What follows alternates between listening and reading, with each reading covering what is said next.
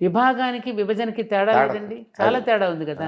ఈ విభాగాలు లేకపోతే సృష్టి నడవదు కదండి. కాదమ్మా, విభజన చేస్తేనే కదా వీళ్ళ వీళ్ళ పబ్బం గడుస్తుంది. అదే అందుకని అటువంటి వాటికి లోను కానిటువంటి ఆత్మబలాన్ని నా దేశ ప్రజలకు కావాలి అని అడిగాడు. అది కరెక్ట్ అండి. కరెక్ట్. దానికి లోనైపోతున్నారు కదా. ఏదైనా మాట్లాడితే ప్రతి దాంట్లోనూ కూడా రంధ్రాన్వేషణ చేసే విధానం వస్తుంది తప్ప అసలు పాజిటివ్ థింకింగ్ ఎక్కడుంది? మీరు అన్నట్టుగా నకారాత్మక భావాలు ప్రచురిల్లుతున్నాయి తప్ప సకారాత్మక ఆలోచనలు ఎక్కడ ప్రచురిల్లుతున్నాయి?